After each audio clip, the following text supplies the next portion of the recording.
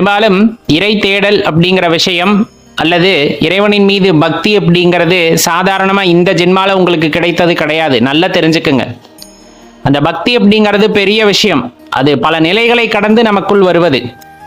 அப்படி இருக்கையில உங்களுக்கு ஆழமான பக்தி இந்த ஜென்மாவில் கிடைத்திருக்கிறது என்றால் பல பிறவிகளிலும் நாம் இறைவன் மீது கொண்டிருந்த அதீத பக்தி அல்லது பற்றுதலின் காரணமாகவே இந்த ஜென்மத்தில் நமக்கு இந்த வரம் கிடைத்திருக்கிறது. அப்ப சாதாரண பிறவி அல்ல இது. இன்னும் இறைவனை பற்றி தேடி அறிந்து கொண்டு நம்முடைய அனுபவங்களை சேர்த்து கொள்ளும் பொழுது அடுத்த நிலைக்கு உயர்வதற்கான வாய்ப்புகளும் நம்மை தேடி வரத்தான் செய்கின்றது. அனுபவங்கள் அப்படிங்கிறது நம்ம ஆழ்ந்து அனுபவித்தது அப்படிங்கறத இந்த இடத்துல பொருள் கொள்ள வேண்டும். இறை தேடல் அப்படின்னு தேடி போறோம், இறைவன் மீது அதீத பக்தி செலுத்துகின்றோம் அப்படிங்கும் போது அதில் நாம் அனுபவித்த அனுபவம் என்பது மிகவும் சிறந்தது. அந்த அனுபவத்தின் மூலமாகத்தான் நாம் அடுத்த நிலைக்கு செல்கின்றோம் அப்படிங்கறத புரிந்து கொள்ள வேண்டும். இந்த இறை பக்தி அப்படிங்கிறது பல பேர் பல விதங்கள்ல வைத்திருக்கின்றோம். ஒரு சிலர் சிவபெருமான வழிபடுகின்றோம், ஒரு சிலர் நாராயணரை வழிபடுகின்றார்கள். இந்த மாதிரி அந்த கடவுள் பக்திங்கிறது வேறுபட்டதாக இருந்தாலும் இறுதியில் அது ஒருவரையே சென்றடைகிறது அப்படிங்கிறத யாருனாலையும் மறுக்க முடியாது. சரி, அப்ப நம்ம இந்த நிலையிலேயே போயிட்டு இருந்தா கண்டிப்பா நம்ம முக்திக்கு சென்று விடலாமா அப்படின்னா கண்டிப்பா உங்களுக்கு ஒரு வழிகாட்டுதல் கட்டாயமா தேவைப்படும். குரு அப்படிங்கிறவரோட அருள் இல்லாம நம்ம அடுத்த நிலைக்கு செல்வது அப்படிங்கிறது கொஞ்சம் அசாத்தியமான விஷயம்தான். அப்ப குருவை தேடி நான் அலைஞ்சுக்கிட்டே இருக்கேன் அப்படின்னா ஒரே விஷயம் நல்லா தெரிஞ்சுக்குங்க. நீங்கள் ஆழமாக நம்ப வேண்டும். எனக்கு குரு கிடைப்பார், எனக்கு வழிகாட்டுவார் அப்படிங்கிற அந்த நம்பிக்கை உங்களுக்குள் ஆழமாக வேண்டும். அதே போல இறைவனிடம் நாம் மன்றாடி கேட்டுக்கொள்ள வேண்டும். உங்களோட பிடிமானத்தை இறைவன் சோதிக்கின்றார். நீங்க எந்த அளவுக்கு நீங்கள் கொண்ட கொள்கையில் உறுதியாக நிலைப்பாடோடு இருக்கிறீர்கள் அப்படிங்கிறத சோதித்து பார்த்த பின்னர் உங்களுக்கான குருவையும் இறைவனை வழங்குகின்றார். இது எல்லாமே ஏற்கனவே தீர்மானிக்கப்பட்டது தானே. அப்படிங்கும் போது நம்மளோட சிரத்தை இந்த இடத்துல நாம் அப்படிங்கிறத உணர்ந்து கொள்ள வேண்டும். நான் அப்படிங்கிறது யாருன்னு தெரிந்து கொள்ள வேண்டும் என்ற ஆவலானது அதீதமாக இருக்கும் பட்சத்தில் அதற்கான முயற்சிகளில் நாம் ஈடுபட தொடங்குகின்றோம். அப்படிங்கும் போதே இறைவன் நமக்கான குருவை வழிகாட்டுகின்றார் அப்படிங்கிறது மறுக்க முடியாத உண்மை. அது என் வாழ்வில் நான் கண்டது.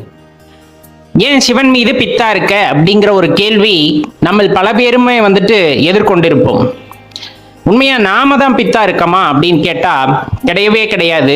நம்மை விட ஒருவர் நம்மீது பித்தாக இருக்கின்றார் அப்படிங்கிறத தெளிவா தெரிஞ்சுக்கணும். இந்த உலக இன்பங்களில் மாட்டிக்கொண்டு மாயையில் அகப்பட்டு கொண்டு ஏன் இப்படி இருக்கின்றாய், என்னை உணர்ந்து கொள், நானாகவே நீ இருக்கின்றாய், என்னுள் கலந்து விடு என்று எல்லாமல் அந்த இறைவன் ஈசன் நம்மீது பித்தாக இருக்கின்றார். அவரே அனைவரையும் ஆட்கொள்கின்றார், ஆட்கொள்ளும் பித்தனாக இருக்கின்றார். அப்படிங்கும் போது அவ்வளவு அன்பு பொருந்தியவர் மீது நாம் பித்தாக இருப்பதில் என்ன தவறு அப்படிங்கிறத தான் நம்ம கேட்க வேண்டிய ஒரு விஷயம். பித்தன் என்றொரு பெயரும் உண்டவருக்கு அவர் மீது அன்பு கொள்வதால், அவர் மீது பித்து கொள்வதால் என்ன தவறு அப்படிங்கிறது தான் நம்ம கேட்க வேண்டிய கேள்வி. உண்மையாலுமே பிறர் சொல்ல நான் தெளிவா கேட்கிறேன், பிறர் சொல்வதின் மூலமாக நீங்கள் கேட்டுணர்ந்து இறைவன் மீது அன்பு வைத்தீர்களா, இறைவனை உணர்ந்து கொண்டீர்களா, இறைவன் மீது பக்தி செலுத்துகிறீர்களா அப்படின்னு கேட்டா, அப்படின்னா இந்த உலகத்தில் இருக்க எல்லாருமே ஈஸ்வரன் மீது பக்தி செலுத்த வேண்டும் அல்லவா, அந்த சிவபெருமானின் மீது பக்தி செலுத்த வேண்டும் அல்லவா? உண்மை என்னவென்றால் அவரே ஆட்கொள்ளும் பொழுதுதான் அவர் மீது அன்பு பிறக்கிறது, பாசம் பிறக்கிறது. மாறாக யாரோ ஒருவர் சொல்லி, யாரோ ஒருவர் உங்களை நிர்பந்தப்படுத்துவதன் மூலமாக யார் மீதும் அன்பு வராது, அது இறைவன் மீதும் கூட. அப்ப அதை மீறி நம்ம ஒருத்தர் மீது அன்பு வைத்திருக்கின்றோம், அலாதியான அன்பு, அந்த பேரின்பத்தின் மீது ஒரு பற்றுதலோடு நம்ம இறைவனை நேசிக்கின்றோம். அப்படிங்கும் போது அந்த அன்பானது எப்படிப்பட்டதாக இருக்கும் என்று நினைத்து பாருங்கள். எப்பவுமே பிடித்தா விடா பிடிவாதமா பிடிச்சுக்கணும். இப்ப அவரே ஆட்கொண்டா மட்டும்தான் நமக்குள்ள அவர் மீது ஒரு பக்தி வருகிறது, அவர் மீது ஒரு ஈர்ப்பு வருகிறது. அப்படிங்கும் போது சில நேரங்களில் இந்த மாயையில் அகப்பட்ட மனதானது அவரை விட்டு கொஞ்சமாக விலகி போகிறதை நீங்கள் உணர்ந்த உடனே இருகவரின் காலை பற்றி பிடித்துக் கொள்ளுங்கள். எப்படி? அவர் நம்மை ஆட்கொண்டு விட்டார், நம் மீது அளவில்லாத பாசத்தை கொட்டுகிறார், நாமும் அவர் மீது பித்தாக இருக்கின்றோம், சிவ பித்தாக இருக்கின்றோம். அப்படிங்கும் போது இந்த மாயையில் அகப்பட்ட உலகத்தில் இருந்து கொண்டு நம்மையும் மாயை சூழ்கிறது அப்படிங்கும் போது சிறு வினாடியோ அல்லது சிறு நாளிகையோ நம் அவரது நினைவை விட்டு அகன்று விடுகின்றோம் என்றால் சுதாரித்துக் கொண்டு மீண்டும் அவரது காலை இறுக பற்றி கொள்ளுங்கள். அவர் நாமத்தை உறக்க சொல்லிக் கொண்டே இருங்கள். அவர் நம்மை விடுவதில்லை, நாம் தான் விட்டு விலகி விடுகிறோம். விட்டு விலகிவிட்டு இந்த மாயையில் அகப்பட்டு கொண்டு எனக்கு எல்லாம் துன்பமே வருகிறது, எல்லாம் துன்பமே வருகிறது, நான் துன்பப்படுகின்றேன், என்னை சோதனை செய்கின்றார் அப்படின்ட்டு நாமே தான் புலம்பி தவித்துக் கொண்டிருக்கிறோமே தவிர அவர் நமக்கு எதையும் தீங்கு செய்வதில்லை. பெருமான் நமக்கு எந்த தீங்கையும் விளைவிப்பதில்லை. மாயையால் மாட்டிக்கொண்ட ஒருவருக்கு பார்ப்பதெல்லாம் தவறாக தெரிகிறது, எதிர்கொள்வதெல்லாம் சோதனையாக தெரிகிறது, வருவதெல்லாம் பிரச்சனைகளாக தோன்றுகிறது. மாறாக எல்லாம் அவர் என்று அவர் காலை இறுக பற்றி கொண்டவருக்கு எல்லாமே சாதகமாகத்தான் இருக்கிறது அப்படிங்கிறத இந்த இடத்துல தெளிவா தெரிஞ்சுக்கணும். இறைவனை அடைவது அல்லது அவரை உணர்வது என்பது அவ்வளவு லேசுப்பட்ட காரியம் அல்ல. அவர் நம்மை ஆட்கொள்கின்றார் என்றால் அதற்கான பக்குவம் நமக்கு இருந்திருக்க வேண்டும். அதன் மூலமாக அவர் நம்மை ஆட்கொள்கின்றார். எதற்காக ஆட்கொள்கின்றார்? நல்லா தெரிஞ்சுக்குங்க. உனக்கு அந்த தகுதி வந்துருச்சு ஐயா, நீ இறைவனை உணர்ந்து கொள்ள வேண்டிய அந்த தகுதியானது உங்களுக்கு வந்துவிட்டது, உங்கள் மனதானது சுத்தமாகிவிட்டது. சலனமல்லாத நீரில் தான் உருவம் பிரதிபலிக்கும். அதே போலதான் இப்ப உங்க மனது சலனம் இல்லாமல் இருக்கிறது, அன்பு உருவாகி இருக்கிறது, பிறருக்கு எந்த பிரச்சனையும் செய்வதில்லை, இந்த மாதிரி ஒரு நற்குணங்கள் உங்களிடம் வந்துவிட்டது, பக்குவம் அடைந்து விட்டீர்கள் என்னும் போது இறைவன் உங்களை ஆட்கொள்கின்றார். அப்படி ஆட்கொள்ளும் பொழுது நாம் அவரையே நினைத்து உருகி வழிபடும் பொழுது அவர் நமக்கான பாதைகளை வகுத்து காட்டிக் கொண்டே இருக்கின்றார். ஆனா ஒண்ணு, அவரை பிடிச்சுக்கணும். அவர் நினைவிலிருந்து நாம் விலகக்கூடாது, அவர் மந்திரத்தை சொல்ல மறவக்கூடாது. இப்படி இருக்கும் போது கண்டிப்பா எல்லாமே நல்லதாத்தான் நடக்கும். நமக்கு வருகின்ற சோதனையாவது வேதனையாவது எல்லாம் அவருக்கு என்று சென்றுவிடும் போது எதுவுமே நமக்கானதாக அங்கு இருக்க போவதில்லை. அப்ப அந்த மனது தெளிவடையணும், மனது சுத்தமா இருக்கணும், சலனம் இல்லாம இருக்கணும். அப்படிங்கும் போது நம்ம கிட்ட இருக்கக்கூடிய சில விஷயத்தை விட்டாகணும். ஒரு நல்லது நடக்கணும்னு நினைச்சிட்டோம் அப்படின்னா சில கெட்ட விஷயங்கள் நம்மளிடம் இருக்கிறது அப்படின்னா அதை விட்டாகணும் இல்லையா? அதே போலதான் ஞானம் பிறக்க வேண்டும் என்று நினைத்து விட்டால் அஞ்ஞானத்திலிருந்து வெளிவந்து விடுங்கள். அப்படி வரும் பொழுது எல்லாமே நமக்கு சாதகமாகத்தான் நடக்கிறது. இறைவனை பொறுத்தவரையில் நமக்கு சாதகமானதாக, நமக்கு இன்பம் கொடுக்க வேண்டியதாக என்னென்ன இருக்கிறதோ எல்லாத்தையும் பார்த்து பார்த்து தான் நமக்கு கொடுக்கின்றார். ஆனால் நாம் தான் அதை தவறாக புரிந்து கொண்டு, தவறாக எண்ணிக்கொண்டு, சில நேரங்கள் மாயையில் சிக்கிக்கொண்டு தவறான முடிவுகளை எடுத்துக்கொண்டு அவர் மீது அந்த குற்றங்களை சுமத்தி கொண்டு வாழ்ந்திருக்கிறோம். அப்படிங்கிறத புரிஞ்சுக்கிட்டோம் அப்படின்னா பார்க்கின்ற எல்லாமே நலமாகத்தான் இருக்கும், பார்க்கின்ற எல்லாமே சுகமாகத்தான் இருக்கும். எவ்வளவு பெரிய கடினமான சூழ்நிலை வந்தாலும் சரி, எவ்வளவு இக்கட்டான சூழ்நிலை வந்தாலும் சரி, எம்பெருமானே அப்படின்னு சொல்லி அந்த பஞ்சாட்சர மந்திரத்தை தொடர்ந்து சொல்லிக்கிட்டு இருக்கும் போது எப்படிப்பட்ட கஷ்டமாயினும் அது தீர்ந்து விடும். இதை மட்டும் வாழ்க்கையில என்னைக்கும் மறந்துடாதீங்க. பெரும்பாலும் சந்தோஷம் அப்படின்னு பார்த்தீங்க அப்படின்னா அதுவா உண்டாகின்றதா அப்படின்னு யோசிங்க. மகிழ்ச்சி அப்படிங்கிறது உண்டாகிறதா? ஒரு நல்ல கேள்வி தானே, கேட்டு பாருங்களேன். இப்ப உங்க குழந்தைங்க உங்க பக்கத்துல இருந்தா மகிழ்ச்சி அப்படின்னு நம்ம சொல்றோம். அதே இப்ப யாராச்சும் நம்மளை புகழ்ந்து பேசிட்டா மகிழ்ச்சி அப்படின்னு சொல்லுவோம். இன்னும் சில விஷயங்கள் சொல்லலாம், மறக்க முடியாத தருணங்கள், எதிலையாவது வெற்றி பெற்றிருந்தால் அல்லது ஏதாவது புதிதாக கிடைத்திருந்தால், புதையல் கிடைத்திருந்தால், இந்த மாதிரி நீங்க நிறைய சொல்லிக்கிட்டே போகலாம். இதெல்லாம் மகிழ்ச்சி அப்படின்னு நம்ம சொல்றோம். அதே சமயத்துல இதற்கு எதிர்மாறா இருக்கிற ஒரு நிலைப்பாட்டையும் கொஞ்சம் நம்ம கவனித்து பார்க்க வேண்டியது இருக்கிறது. துன்பம் அப்படின்னு சொல்லக்கூடியது. இப்ப நம்ம சொன்னதுக்கெல்லாம் எதிர்மாறா நடந்திருந்தா, நம்ம பக்கத்துல யாருமே இல்லை, ரொம்ப தனிமையில இருக்கோம், ஒரு வெறுப்புணர்வா இருக்கு அப்படின்னா அதை துன்பம் அப்படின்னு சொல்லுவோம். நம்ம ஏதாவது எதிர்பார்த்திருப்போம், கிடைச்சிருக்காது, அதனால கிடைக்காதனால அந்த நொடியை பார்த்தோம்னா துன்பம்னு சொல்லுவோம். ஒரு போட்டியில போய் கலந்துகிட்டு இருந்திருப்போம், அதுல பரிசு கிடைச்சிருக்காது, அதனால வருவது அந்த மன வருத்தம், துன்பம் அப்படின்னு சொல்றோம். இந்த நிகழ்வுகள் எல்லாம் உண்மையாலுமே இன்பம் தருபவையா அல்லது துன்பம் தருபவையா அப்படிங்கிறத கொஞ்சம் ஆழமா யோசிக்கணும் ஆன்மீகத்துல இருக்கிறவங்க, அதாவது ஆன்மீகத்துல இப்ப இறங்கி இருக்கவங்க. முதிர்ந்த ஆன்மீகவாதிகள் எப்பவுமே இன்பம் துன்பம் ரெண்டையும் போட்டு குழப்பிக்கிட்டதே கிடையாது, குழப்பிக்கவும் மாட்டாங்க. ஏன்னா அவங்களுக்கு உண்மை புரிந்திடும். பெரும்பாலும் கடவுள் ஏன் துன்பம் கொடுக்கின்றார், கடவுள் ஏன் இன்பம் கொடுக்கின்றார் அப்படின்னா, கடவுள் நீங்க எதை கேட்டாலும் கொடுப்பார், உண்மை அதுதான். நீங்க எதை நினைக்கிறீங்களோ, உறுதியா எனக்கு இது வேணும், உறுதியா எனக்கு இது நடக்கும் அப்படின்னு எதை நினைக்கிறீங்களோ கண்டிப்பா அதை வந்துட்டு இறைவன் உங்களுக்கு கொடுத்துருவார். ஆனா அதனால வரக்கூடிய பலன்களை நாம் தான் ஏற்றுக்கொள்ள வேண்டும். இன்பமோ துன்பமோ அதை நம்ம தான் ஏற்றுக்கணும். ஏன்னா வாழ்க்கையில் அது பாட்டுக்கு நடக்கட்டும் அப்படின்னு நம்ம போயிட்டோம்னா எந்த பிரச்சனையுமே வராது. என்ன நடப்பதையெல்லாம் வேடிக்கை மட்டும் பார்த்துக்கிட்டு போகும்போது நமக்கு வாழ்க்கையில இன்பம் ஏது துன்பம் ஏது. ஆனா ஒரு விஷயத்த விரும்புறீங்க, அது நடக்கணும்னு எதிர்பார்க்கிறீங்க, நடக்கல இல்ல நடக்குது அப்படிங்கும் போது அது உணர்வுகளின் மாற்றத்தின் காரணமாக இன்பமாகவும் துன்பமாகவும் வருகின்றது நமக்கு. சரிங்களா? இப்ப நல்லா தெரிஞ்சுக்க வேண்டியது, ஏன் இறைவன் இன்பத்தையும் துன்பத்தையும் மாற்றி மாற்றி கொடுக்கின்றார், அல்லது ஏன் என் வாழ்க்கையில் இன்பமும் துன்பமும் மாற்றி மாற்றி வருகிறது. இப்படி வச்சுக்கோங்க, இறைவன்லாம் கொடுக்கல, ஏன் இப்படி மாத்தி மாத்தி வருது. இப்ப உங்களுக்கு நல்லா தெரியும், நம்ம ஏற்கனவே சொன்ன மாதிரி நம்மை சூழ்ந்திருக்கின்ற அந்த அழுக்கு அப்படின்னு சொல்லக்கூடியது, அதாவது நம்ம உதாரணத்துக்கு சொல்லுவோம் அரிசி மேல சூழ்ந்திருக்கிற அந்த உமி அப்படிங்கிற மாதிரி, இன்னும் சொல்ல போனா நான் அப்படிங்கிற அந்த ஒரு விஷயத்தை உமியானது சூழ்ந்து கொண்டிருக்கின்றது. அந்த உமி விலகிவிட்டா நம்ம யாருன்னு தெரிஞ்சுக்கிட்டோம் அப்படின்னா கண்டிப்பா அதை விட பேரானந்தமோ அதுக்கப்புறம் நம்ம யோசிக்கிறதுக்கோ எதுவும் இல்லைன்னு பெரிய பெரிய ஞானிகள் சொல்ல கேட்டு இருப்போம். அந்த நிலையை நீங்கள் எப்படி அடைய முடியும் அப்படிங்கிறது தான் இந்த இடத்துல தெரிஞ்சுக்கணும். இப்போ ஒரு மனுஷனுக்கு சந்தோஷமா வந்துகிட்டே இருக்குன்னு வச்சுக்கோங்க, நம்ம வாழ்க்கையில் ஆசைப்படுறோம்ல, எனக்கு எப்பவுமே சந்தோஷம் தான் இருக்கணும், கொஞ்சம் கூட ஏமாற்றம் இருக்கக்கூடாது அப்படிங்கிற மாதிரி நினைச்சுக்கிட்டே இருக்கோம்ல, அப்படி ஒரு வேலை இருந்தா என்ன ஆகும்னு யோசிச்சு பாருங்களேன். காலையில எந்திரிச்சதுமே அருமையான பெட் காஃபி, அதுக்கப்புறமா குளிச்சதுமே ஒரு 4 பணியாட்கள் என்ன வேணும் என்ன வேணும்னு உபசரிப்பு, சாப்பாடு, இந்த மாதிரி வரிசையெல்லாம் கொடுக்குறாங்க. அதுக்கப்புறம் பார்த்தா ஒரு ராயலாக ஒரு காரு, அப்படி கார் ஏறி போகும்போது எல்லாருமே சல்யூட் அடிக்கிறாங்க. மத்தியானம் ரொம்ப ஹைஃபையான சாப்பாடு, அப்புறம் சாயந்தரம் ஆகுது, அது வரணும் நம்ம கேளிக்கை, இந்த மாதிரியே இருக்கும். அப்புறம் திரும்பவும் இரவு வர்றோம், நல்ல சாப்பாடு, கொஞ்ச நேரம் கலகலன்னு அரட்டை அடிச்சுட்டு படுத்து தூங்குறோம். இதே வாழ்க்கை தொடர்ந்து இருந்து கொண்டிருந்தால் என்னவாகும் என்று நினைத்தீர்களா? நாம் ஏற்கனவே சொன்ன அந்த அரிசியை மூடிய உமியானது இன்னும் இறுகி கொள்ளும். உங்களுக்குள்ள அந்த கர்வமானது ஏறிக்கொண்டே இருக்கும்.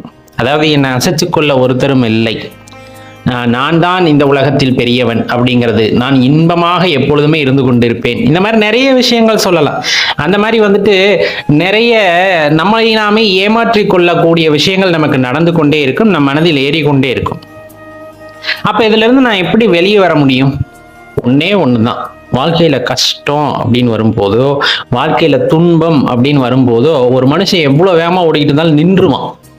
நின்றுட்டு இப்ப ஏன் எனக்கு இது வந்தது அப்படின்னு யோசிக்க ஆரம்பிப்பான். அதாவது உண்மையிலுமே உணர்ந்து கொள்ள வேண்டும் என்று நினைப்பவர்களுக்கு துன்பம் வருகிறது அப்படின்னா இந்த துன்பம் ஏன் வந்தது, எப்படி வந்தது, இதிலிருந்து நாம் எப்படி வெளிவர வேண்டும் அப்படிங்கிற சிந்தனை எல்லாம் உங்களுக்குள்ள வரும். ஆனா சந்தோஷம் வரும்போது அது எதுவுமே வந்திருக்காது. அதாவது சந்தோஷம்னா இப்ப வெற்றி கிடைக்குது அப்படின்னா அதுக்கு அடிப்படையான, அதுக்கு காரணமானவர்களை பற்றியோ அதற்கு காரணமான நிகழ்வுகளை பற்றியோ நாம் யோசிக்க மாட்டோம். அந்த நிமிஷம் அந்த சந்தோஷத்தை அனுபவிக்கணும் அப்படின்னு நினைப்போம். அதே போலதான் இந்த துன்பம் வருது அப்படிங்கும் போது, ஆனா துன்பத்திற்கு அப்புறம் நிறைய யோசிக்க ஆரம்பிப்போம். ஏன் வந்தது, எப்படி வந்தது, இதுல இருந்து எப்படி வெளியே வர வேண்டும் இப்படிங்கிற மாதிரி யோசிப்போம். அந்த துன்பம் வரும் நேரத்தில் தான் நம்முடைய கவனமானது இறைவன் மீது திரும்புகின்றது. இறைவா, ஏன் எனக்கு இவ்வளவு சோதனை கொடுத்த, நான் என்ன பண்ணேன் அப்படின்னு இந்த சோதனையை கொடுத்த அப்படின்ட்டு இறைவன் மீது அந்த நாட்டமானது செல்கிறது. அப்ப இறைவன் தன் மீது நாட்டத்தை ஏற்படுத்தி கொள்ள வேண்டும் என்ற துன்பத்தை தருகிறா? கிடையவே கிடையாது. டே, நீயே இறைவன் தாண்டா, அதை உணர்ந்துக்காம இப்படி இருக்கிறியே அப்படின்னு உனக்கு சொல்லணும் அப்படின்னா உனக்கு துன்பத்தை கொடுத்துத்தான் ஆகும். அப்ப வாழ்க்கையை உணர்ந்துக்கணும் அப்படின்னு படிநிலையில இறங்கி போறவங்களுக்கு துன்பம்ங்கிறது பெருசா தெரியாது. அதை பத்தி யோசிக்காம இந்த உலகமே என் கால் கீழ் தான், நான் தான் இன்பமா இருக்கின்ற ஒரு பெரிய நபர், நான் தான் பெரியாள் அப்படின்னு இருக்கிறவங்களுக்கெல்லாம் அந்த துன்பமானது வருகின்றது. ஆனா இந்த துன்பம் வரும்போதும் கூட தன்னோட தலைகணத்தால உண்மையை உணர்ந்துக்காம திரும்ப திரும்ப நான் தான் அப்படின்னு நினைக்கும் போது அவங்க தொடர்ந்து துன்பத்திலேயே இருக்கிறாங்க. பணம், பேரு, புகழ் அதெல்லாம் வேறங்க. அதெல்லாம் இன்பம் அப்படின்லாம் சொல்ல முடியாது. ஒரு மனுஷன்ட்ட 1000 கோடி ரூபாய் பணம் இருக்குன்னா அவன் சந்தோஷமா இருக்கான்னு அர்த்தமா? இல்ல அவனுக்கு எல்லாமே கிடைச்சிருச்சுன்னு அர்த்தமா? அப்படி 1000 கோடி ரூபாய் சம்பாரிச்சவங்க கிட்ட போய் கேளுங்க, அவங்க தூக்கமே வராதுங்க. இன்னும் 1000 கோடி எங்க சம்பாதிக்கலாம்னு அலைவாங்களே தவிர 4 மனுஷங்களை சம்பாதிக்கணும் அல்லது உண்மையாலுமே தான் யார் அப்படின்னு உணர்ந்துக்கணும் அப்படிங்கிற எண்ணமே துளி கூட அவங்களுக்கு இருக்கிறது இல்லை. அப்ப பணம், பெயர், பொய்கள் அதெல்லாம் உண்மையாலுமே ஒரு ஆன்மீகத்துல பெரிய நிலையெல்லாம் கிடையாது. அது ஒரு பொருட்டே கிடையாத ஒரு விஷயம். இந்த துன்பமோ கஷ்டமோ வருது அப்படிங்கும் போது இறைவன் மீது நாட்டம் செல்லும், இறைவனையே நினைத்து கொண்டிருக்க செய்யும். ஆலயங்களுக்கு செல்ல தோன்றும், நிறைய அறிவுரைகள் கேட்க தோன்றும். இப்படி வந்துட்டு போகும்போது நமக்குள்ள ஒரு எழுச்சியானது உண்டாகும், ஒரு வெளிச்சமானது பிறக்கும். அப்ப என்னன்னா, இதுவரையிலும் நம்ம இப்படி போயிட்டு இருக்கோம் அப்படின்னா, நம்ம செய்த காரியத்தில் உள்ள தவறுகளை திருத்திக் கொள்ளலாம், அதனோடு சேர்ந்து நம்மையும் நாம் திருத்திக் கொள்ள வேண்டும். நம்ம எங்க தப்பு பண்ணோம்னு பார்த்து அதை திருத்திக்கிறது வேற.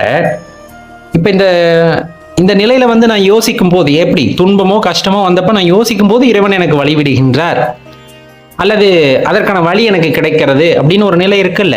அப்ப இந்த பொறுமையான நிலை அப்படின்னு ஒண்ணு இருக்குல்ல, ரொம்ப பொறுமையா யோசிச்சு எடுக்கிற நிலை தான் வந்துட்டு சரியா இருக்குன்னு தெரியுது இல்ல. அப்ப அந்த பொறுமையை கடைபிடிக்க வேண்டும், தான் யார் என்று உணர்ந்து கொள்ள வேண்டும். அந்த உணர்தலின் பின்பு நாம் சரியாக நடைபோட வேண்டும். அப்படின்னா இந்த இன்பமும் துன்பமும் கட்டாயமாக ஒரு மனிதனுக்கு தேவைப்படுகின்றது.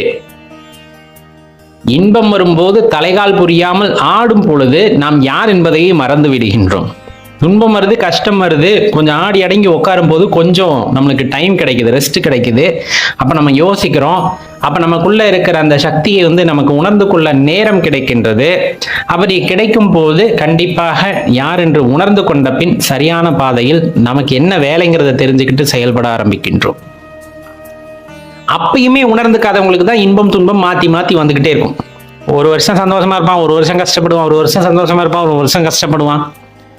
அப்படி மாத்தி மாத்தி வாழ்க்கையில இந்த மாதிரி இன்பமும் துன்பமும் வந்துகிட்டே இருக்கும் சில பேருக்கு. அவங்க எல்லாம் வந்து துன்பப்பட்டாலும் உண்மையை உணராதவங்க அப்படின்னு அர்த்தம்.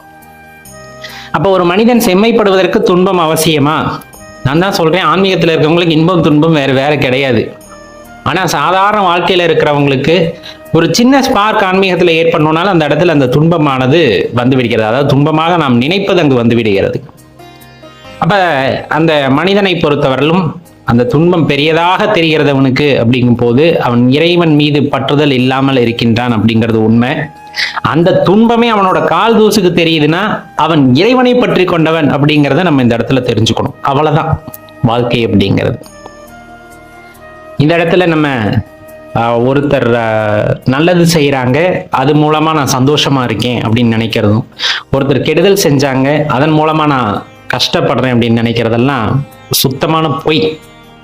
அந்த இன்பத்தை கொடுப்பதும் இறைவன், இந்த துன்பத்தை கொடுப்பதும் இறைவன். அது வேற வேற கருவிகளின் மூலமாக உங்களுக்கு கொடுக்கின்றார், உங்களை பக்குவப்படுத்துவதற்காகத்தான், மற்றபடி வேற எதுவுமே கிடையாது. அப்ப இதை புரிஞ்சுக்கிட்டோம் அப்படின்னா இன்பமும் கிடையாது துன்பமும் கிடையாது. போடா போடா போயிட்டேறா அப்படின்ட்டு போயிட்டே இருப்பாங்க. சொல்றதுக்கு நல்லா தான் இருக்கும், வாழ்ந்து பார்க்கறது கஷ்டம் அப்படின்னு நினைக்கிறவங்களுக்கு நம்ம சொல்றது ஒன்னே ஒண்ணுதான், எல்லாமே கஷ்டம்தான். சாப்பிட்றது கூட கஷ்டம்தான்.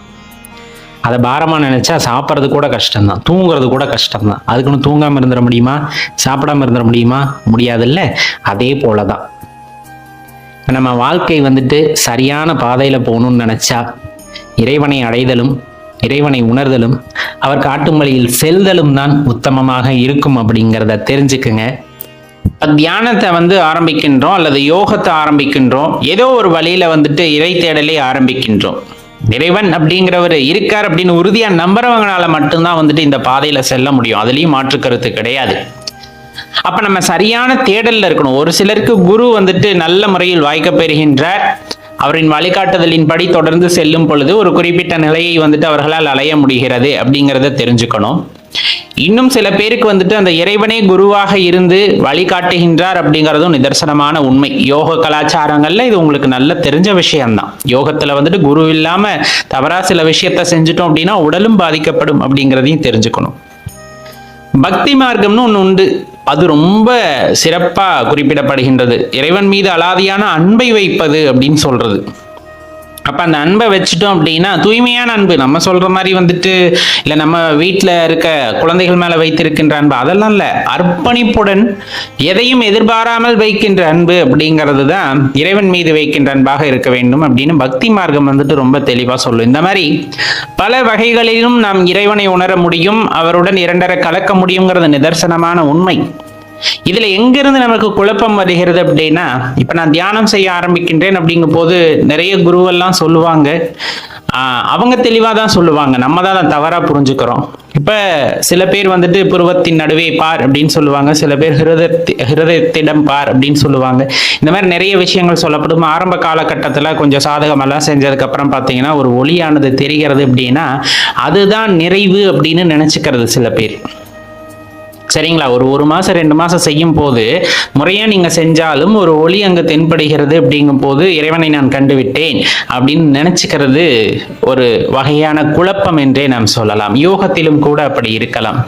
இந்த மாதிரி நிறைய விஷயம் பக்தி மார்க்கத்திலையும் ஒரு குறிப்பிட்ட இடத்துக்கு போகும்போது நம்ம உடல்ல வந்துட்டு ஒரு சிலிர்ப்பு ஏற்படுறது அல்லது இனம் புரியாத ஒரு உணர்வு ஏற்படுறது, இறைவன் நம்முடனே இருப்பது போன்ற ஒரு உணர்வு ஏற்படுவது, இதெல்லாம் இயல்பான விஷயம். ஆனால் அதுதான் இறுதி கட்டம் என்று நினைத்து விடக்கூடாது அப்படிங்கிறதுக்காகத்தான் இந்த பதிவை உங்களுக்கு சொல்ல வேண்டியது இருக்கிறது.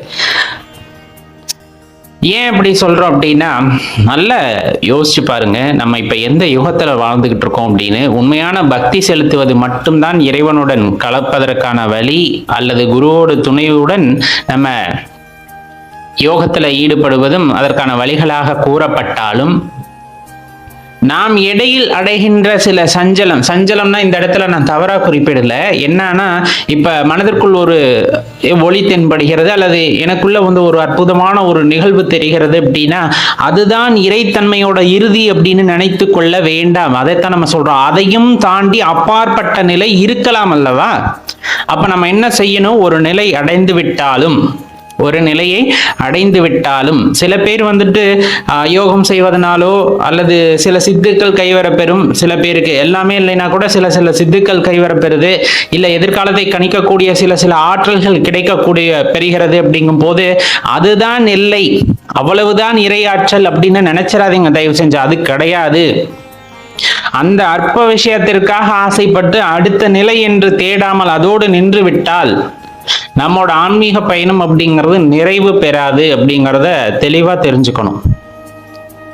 ஏன்னா இது பெரிய கோட்பாடு, நம்ம நினைக்கிற மாதிரி இல்லை. அது ஒரு சின்ன அணு. இந்த பிரபஞ்சம் தோன்றுவதற்கு காரணமாக இருந்த ஒரு சின்ன அணு சிதறி இத்தனை விஷயங்களா பரவி காணப்படுது. பஞ்சபூதங்களை இயக்கி நின்று இவ்வளவு பெரிய விஷயமாக இருக்கின்றது. அது சின்ன அணுவா இருக்கலாம், ஆனால் முதல் அணு படைப்பு தன்மை கொண்டானு, அழிக்கின்ற ஆற்றலை உடையானு, காக்கின்ற ஆற்றலை உடையானு அப்படின்னு சொல்லலாம் இல்லையா? அப்ப அவ்வளவு எளிதான விஷயமா? சில சித்தர்கள்லாம் பாத்தீங்களா, யுக கணக்குல வந்துட்டு தவம் இருந்திருப்பாங்க, யோகங்கள் செஞ்சிருப்பாங்க. ஞானிகளும் சரி, எல்லாரும் சரி, யுகங்கள் கணக்கில். அப்ப எல்லாம் நல்ல திடகாத்திரமா வாழ்ந்தாங்க. இறைவனை உணர வேண்டும் என்று தொடர்ந்து தவம், யோகம் இந்த மாதிரி செஞ்சுட்டு அவங்களுமே பாத்தீங்கன்னா ஒரு குறிப்பிட்ட கால அளவிற்கு பின்னர் உணர்ந்து கொண்டு அதிலிருந்து நிறைய விஷயங்களை தெரிந்து கொண்டு வாய்மூடி மௌனியாகிவிட்டார்கள். யாருக்கு தேவை அவங்களுக்கு மட்டும்தான் உபதேசம் பண்ணாங்க. ஏன்னா அவங்க பார்க்கும் போதே கண்டுபிடிச்சிருவாங்க, இதை நல்ல வழியில தான் செயல்படுத்தணும், இது சரியான நபர்களுக்குத்தான் போய் சேர வேண்டும். எல்லாத்துக்குமெல்லாம் இன்னைக்கு உபதேசம் செய்தது கிடையாது. உங்களுக்கே நல்லா தெரிஞ்சிருக்கும். இன்னைக்குமே பார்த்தோம் அப்படின்னா ஒரு சிறந்த குரு தன்னை குரு என்று வெளியே சொல்லிக் கொள்வதில்லை, நாமத்தான் தேடி செல்ல வேண்டியது இருக்கும். ஏன்னா அவர்கள் மௌனிகளாக இருப்பார்கள். தன்னை தேடி வருபவர்களில் உத்தமமானவர்கள், உன்னதமானவர்கள் யார் என்று அவர்கள் பார்க்கும் பொழுதே கண்டறிந்து இவர்களுக்கு என்ன சொல்ல வேண்டும், என்ன சொல்லக்கூடாது வரையிலும் அவர்கள் ரொம்ப தெளிவாகத்தான் இருப்பார்கள். ஒவ்வொரு படிநிலைகளாக உங்களை கடந்து செல்ல உதவுவார்கள் குருமார்கள். இல்லை இறையாற்றலுடன் நாம் மேலே ஏறுகின்றோம் அப்படிங்கும் போதும் அது ஒரு சில படிநிலைகளுக்கு கொண்டு செல்லும், இல்லை என்றெல்லாம் இல்லை. இயற்கையாக கிடைக்கின்ற அந்த அதிர்வுகளை உணரக்கூடிய தன்மை இருந்தால் ஒரு குறிப்பிட்ட அளவுக்கு செல்ல முடியும். அந்த குறிப்பிட்ட அளவுக்கு போன பின்பு இதுதான் எல்லை என்று நினைத்து விடுவது தவறு. அதை தாண்டிய விடயங்கள் நிறைய இருக்கும். அதை நாம் நம்ப வேண்டும். அதை தொடர்ந்து நாம் பயணிக்க வேண்டும். ஆன்மீகத்துல ரொம்ப முக்கியமான விஷயம் அதுதான் பொறுமை. இதுதான் முடிவென்று எதுவுமே கிடையாது அப்படிங்கிறது தான் இங்க நம்ம குறிப்பிட்டு சொல்ல வேண்டியது இருக்கிறது. ஒரு விஷயத்தை நாம் இதுதான் இறுதி என்று சொல்லிவிட்டால் நமக்கு போதுமான அறிவு இன்னும் கிட்டவில்லை அப்படிங்கிறது தான் உண்மை. ஏன்னா அறிவு ஸ்வரூபம் இறைவன், அவருக்கு எல்லையே கிடையாது. அப்ப உண்மையான அந்த ஆற்றலை உணர வேண்டும், அவருடன் இரண்டரை கலந்து விட வேண்டும். அப்படிங்கும் போது அனுபவம் வாய்ந்த ஒருவரால் மட்டுமே வழிகாட்ட முடியும். சித்தர்கள் நிறைய பேர் இருக்காங்க, சூட்சமாக உணர்த்தக்கூடியவங்க. அல்லது அந்த இரையாற்றலை நமக்கு சில நேரத்தில் உணர்த்தும். இல்ல குருவோட வழிகாட்டுதலின்படி தான் நாம் தெரிந்து கொள்ள முடியும் நம்ம போனது சரியான பாதையா அப்படின்ட்டு. அதனாலதான் நம்ம சொல்றது, எந்த படிநிலைகளாக இருந்தாலும் நாம் செய்ய வேண்டிய ஒரு விஷயம், ஒரு எல்லை போகுது, நான் ஒரு அமானுஷத்தை உணர்றேன், ஒரு அதிசயத்தை உணர்றேன், ஒரு விஷயத்தை நான் தெளிந்த மாதிரி நினைக்கிறேன் அப்படிங்கும் போது அது ஒரு படிநிலையாக இருக்க வேண்டும் என்ற அந்த நினைவு தான் நம் மனதில் இருக்க வேண்டுமே தவிர அதுதான் என்னுடைய முடிவு நிலை அப்படின்னு நினைக்க கூடாது. அதையும் தாண்டி பேரதிசயங்கள் இருக்கும், அதை தேடி போக வேண்டியதுதான் ஆன்மீகத்தில் இருப்பவர்களின் முதன்மையான கடமை அப்படிங்கிறத தெரிந்து கொள்ளுங்கள். இப்ப இந்த பதிவை ஒரு தடவை கேட்டதுக்கு இன்னொரு 2 தடவை கேட்டு பாருங்க. சில சூட்சமங்களும் சேர்ந்து இருக்கத்தான் செய்யும். இறைவன் உணர்த்தியதை வார்த்தைகளால் சொல்லிவிட்டால் மட்டும் அதில் இருக்கின்ற பொருள் அனைவருக்கும் புரிந்துவிடும் என்று கிடையாது. மீண்டும் மீண்டும் கேட்கும் பொழுது இதிலிருந்து உங்களுக்கு ஒன்று புரியும். உங்களுக்கு என்ன புரிந்ததோ அதை வைத்து அடுத்த நடையை எடுத்து வையுங்கள். கண்டிப்பாக இறைவனை நோக்கி நகரக்கூடிய உங்களோட அந்த பயணத்துல இது ஒரு படிக்கல்லா இருக்கணும் அப்படிங்கறதுதான் என்னோட வேண்டுதல். எல்லாமல் அந்த ஈசனை வேண்டிக் கொள்ளலாம். அனைவருக்கும் நன்மை கிட்டட்டும். அனைவர் மனதிலும் ஆன்மீகம் அப்படிங்கிறது தலை தோங்குது அப்படின்னா தூய்மையானது அந்த மனதில் பிறக்கிறது அப்படின்னு அர்த்தம். அப்படி தூய்மை பிறக்கின்ற இடத்துல கடவுள் குடியிருப்பார், அவ்வளவுதான். ரொம்ப சொல்ல போனா அதனால தேடுங்கள், எதற்குமே முடிவில்லை. அடுத்தடுத்த நிலைகளை உணர்ந்து கொண்டு சென்று கொண்டே இருக்க வேண்டும். நம்முடைய குறிக்கோள், நம்மளுடைய ஆவா என்னவென்றால் எந்த பிறப்பும் இல்லாமல் பிறப்பறுக்கக்கூடிய அந்த அநேகன் நம் பிறப்பை அறுத்து அவருடைய பாதமலரில் சேர்த்து கொள்ள வேண்டும் என்பதுதானே தவிர மீண்டும் மீண்டும் இந்த அல்லல் படுகின்ற பிறவியை எடுத்து நாம் துன்பப்படக்கூடாது அப்படிங்கிறது தானே தவிர வேறேதும் இல்லை நண்பர்களே. எந்த நேரமும் சொல்வோம் ஓம் நம சிவாய என்று, மனதினுள்ளே சொல்லுவோம் சிவாய நம என்று. எல்லா பிறப்புகளிலும் என்னென்ன இன்னல் பட்டோமோ அது எல்லாம் தீர்ந்துவிட ஈசன் அருள் வேண்டும். அவர் நினைத்தால் அது முடியும். அவர் நினைக்கும் பட்சத்தில் நாம் அனைத்தையும் அடைய முடியும் என்றால் நாம் அவரையே நினைத்திருக்க வேண்டும் என்பதுதான் இதன் தாற்பயம். வேறேதும் நீங்கள் செய்ய வேண்டாம். எண்ணம், சிந்தை, செயல் எல்லாவற்றிலும் இறைவன் குடியிருக்க வேண்டும். பேசுகின்ற வார்த்தையிலும் சிவநாமம் இருக்க வேண்டும். அவ்வாறு இருக்கும் போது நம் செயல், சிந்தை எல்லாவற்றிலும் சிவம் வெளிப்படும், அன்பு வெளிப்படும். அப்படி இருக்கும் போது இயல்பாவே இறைவன் உங்கள் மீது கருணை பார்வையை காட்டுவார், எல்லா வழிகளையும் திறந்து விடுவார், அதில் உங்களுக்கான சரியான பாதையும் காட்டுவார். அவர் நினைத்தால் எது முடியாமல் இருக்க போகின்றது? எல்லாமே நல்லபடியா முடியும். அடுத்த படிநிலையை நோக்கி செல்லுங்கள் அப்படிங்கிறதுக்கான பதிவு தான் நண்பர்களே இது.